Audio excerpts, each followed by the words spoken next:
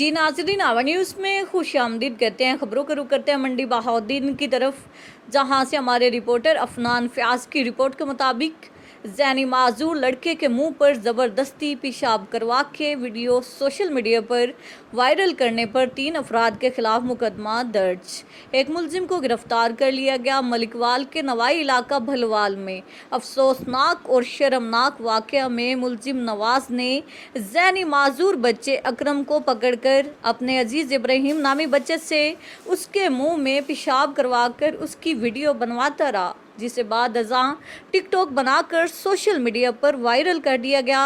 अकरम के चचा रफ़ीक की दरख्वास्त पर पुलिस थाना गोजरा ने 3 मुलजमान के खिलाफ मुकदमा दर्ज करके एक को गिरफ्तार कर लिया गया, जबकि दीगर की गिरफ्तारी के लिए छापे मारे जा रहे हैं।